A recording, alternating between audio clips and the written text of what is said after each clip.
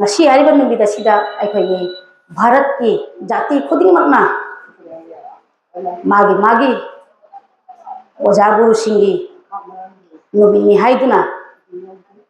मागी मागी ओजा सिंगु हारिबा ngasi गुरु पूर्णिमा नुबिदा सिदा ngamjaba haile katuna ko ngamjaba khudol tamduna oja jing taki mangol thawije ngasigi guru purnima nubidase aikoisu aikoigi oja guru singbu aikoina ngamjaba tachaduna khudol tamjaduna aikoi tawjarai guru kripa natanadi aikoi karigumimta mamang thana chapase ngamjade guru kripa leiragadi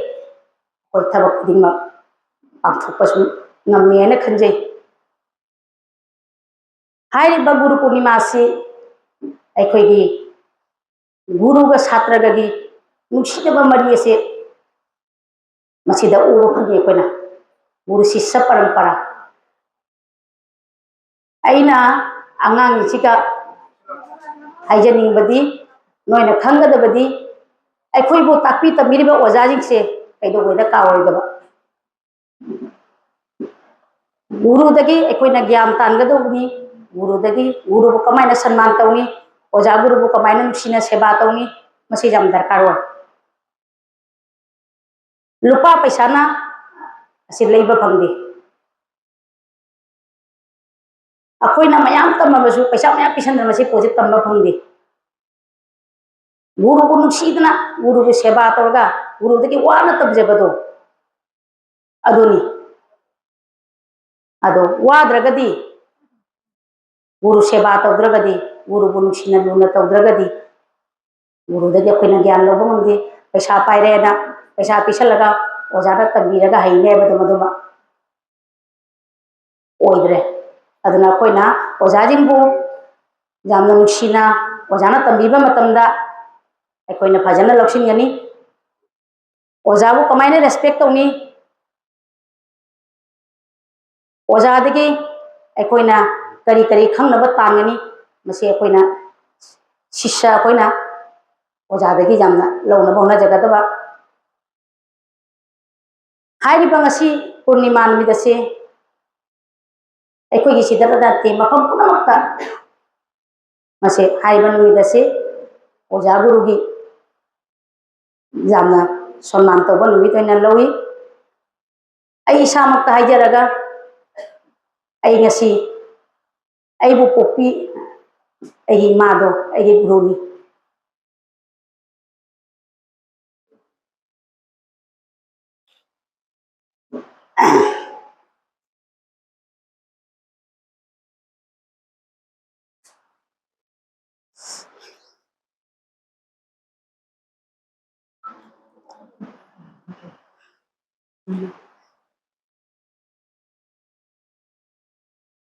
ऐसु ngasi ay ngamna ay magi ngamjaba ay nan kaptuna ay khunde moiso he ona khangakani aji khite khajitang wali aduga ngasi sande sarmana guru purnima gi tawon liban niyom ase asengba ojaga guruga छात्रना शिष्यना ओजादा कमायना respect तौनी ओजाबु था क्या वांगना थंगने दो सी असेंबा ए चांदे शर्मा के सिगा उबा फंगी मसिमंगनी गुरु परंपरा के खगे सिबा आई असै केम तो बधा आई मित्ते पिता के आगे तो ही निसिमंगना असिगुंबा असे लैरगदी अखोगी ओजागा छात्र से कईदोंगैदा नुंगाइतबा लेर अदुना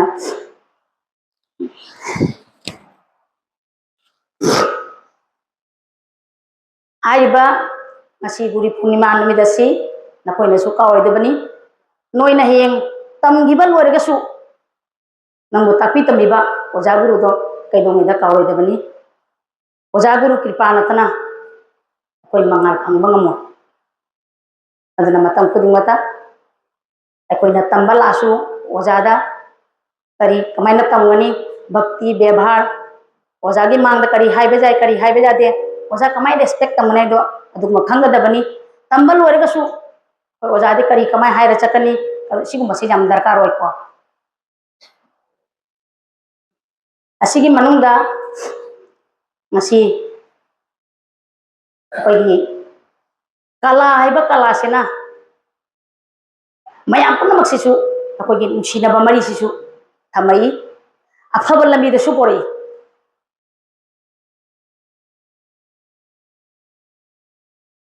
ꯑꯩꯈꯣꯏꯒꯤ ꯁꯪꯁꯀ꯭ꯔꯤꯇꯤ ꯑꯩꯈꯣꯏꯒꯤ ꯉꯁꯤ ꯏꯅꯥꯠ ꯑꯁꯤꯁꯨ ꯉꯁꯥꯏꯒꯤ ꯍꯧꯖꯤꯛ ꯍꯧꯖꯤꯛ ꯑꯩꯈꯣꯏꯒꯤ ꯀꯁꯥꯔꯁꯤꯒꯁꯨ ꯁꯪꯀꯤꯔꯇꯣꯟ ꯏꯁꯩ ꯁꯛꯄ ꯄꯨꯡ ꯌꯩꯕ ꯖꯒꯣꯏ ꯁꯥꯕ ꯃꯌꯥꯝ ꯂꯩꯔꯦ ꯁꯪꯁꯊꯥꯁꯨ ꯃꯌꯥꯝ ꯂꯤꯡꯈꯠꯂꯦ ꯑꯁꯤ ꯌꯥꯝꯅ ꯐꯩ ꯑꯁꯨꯃꯥꯏꯅ ꯇꯧꯔꯤꯁꯦ ꯑꯗꯨꯕꯨ ꯑꯃꯅ ꯑꯃꯒꯤ ꯃꯇꯦꯡ ꯂꯧꯔꯒ ꯅꯨꯡꯁꯤꯅꯅ ꯑꯩꯈꯣꯏꯒꯤ ꯀꯜꯆꯔꯁꯦ ꯃꯨꯠꯇꯅꯕ ꯑꯁꯨꯃꯥꯏꯅ ꯇꯧꯔꯤꯁꯦ ꯑꯩꯗꯤ ꯌꯥꯝ ꯍꯔꯥꯎꯖꯩ ꯉꯁꯤ ꯑꯩꯈꯣꯏ ꯃꯣꯡꯒꯣꯜꯅ ꯑꯩ ꯍꯟꯗꯛ ꯅꯍꯥꯟ ꯐꯦꯁꯕꯨꯛꯇ ꯎꯖꯩ ꯃꯥꯅ ꯁꯨꯃꯥꯏꯅ ꯌꯥꯝ ꯋꯥꯅ ꯁꯪꯁꯊꯥ ꯑꯃ ꯂꯤꯡꯗꯨꯅ ꯏꯆꯦ ꯏꯅꯦ ꯃꯌꯥꯝ ꯑꯃꯁꯨ ꯑꯩ ꯎꯕ ꯐꯪꯉꯤ ꯖꯣꯏꯇꯦꯄꯤ ꯏꯁꯩ ꯁꯛꯄ ꯖꯣꯏꯗꯦꯞ ꯇꯧꯕ ꯌꯥꯝ ꯐꯩ ꯃꯁꯤ ꯌꯥꯝ ꯊꯥꯒꯠꯂꯤ ꯃꯥꯅ ꯏꯀꯨꯏ ꯀꯨꯏꯗꯅ ꯇꯧꯔꯒ ꯃꯑꯣꯡ ꯄꯨꯊꯣꯛꯄ ꯌꯥꯝꯅ ꯄꯨꯊꯣꯛꯄꯤꯔꯛꯏ ꯃꯁꯤ ꯑꯩ ꯌꯥꯝ ꯊꯥꯒꯠꯆꯩ ꯃꯇꯨꯡꯗꯁꯨ ꯑꯇꯩꯁꯨ ꯄꯨꯊꯣꯛꯄ ꯑꯣꯏꯕ ꯉꯝꯕ ꯑꯣꯏꯁꯅꯨ ꯑꯁꯤꯒꯤ ꯉꯁꯥꯏꯒꯤ ꯍꯧꯖꯤꯛ ꯇꯧꯔꯤꯕ ꯑꯉꯥꯡꯁꯤꯡ ꯇꯝꯅꯔꯛꯏꯕ ꯁꯕꯖꯦꯛ ꯈꯨꯗꯤꯡꯃꯛ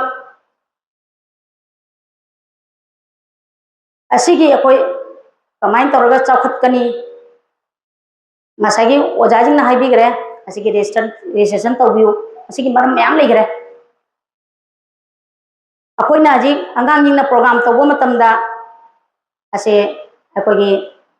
चांदे शर्मा पुबिरिबा मंगोल दैना हाइजनिंगबु अंगांगे तौरिबा खंगदे अतोप्पा अहनिंगना तौबो प्रोग्राम जे अखोइगी वीडियो रिकॉर्डिंग लोक्सनबिबा फोटो लोक्सनबिबा असे हयेंग अखोइना संस्थागी एनी पोट एप्लाई तौबो मतमदा मसि याम दरकार हो अखोइ सिरा मथौ ताइ अखोइगी हजि जे अखोइ एकाडेमी से अखोइ एनी प्रोग्राम तौबो मतमदा अखोइ मसे लोइना थमि हाइदि अखोइना हयेंग कनो ओइराकांदा संगीत नाटोंगना खंगदे अखोइ मिनिस्ट्री ऑफ कल्चर ना लोक्सनबा मतमदा अखोइ से रिपोर्ट थारपे मथौ ताइ अखोइ चही सिमदा कई प्रोग्राम जे कदाइदा करी अखोइ से एक्टिविटी जाम मथौ ताइबा अदुना हजि मसिगी पोचे लोइ लोक्सनबिबा एनी प्रोग्राम तौग्रसु वीडियो फोटो ममिंगा कोनना डेट का मफम करी असे लोइनी इरा थंबिबा असे याम दरकार होय अदो एई याम सांगना हाइजररोय आंगांजिंग नको याम फजना तमनबो होनो एनी असिगी लमदा अखोइना ngamba अखोइसु दुम मतेंग पांजरके अखोइना खंगबा माइगेदा असे हारगा ए ओजाजिंग मयामदिगी विदाय लौजे आई पैसा खचरंगे जामदी खितंग खचरंगे गुरु सेवा तौनु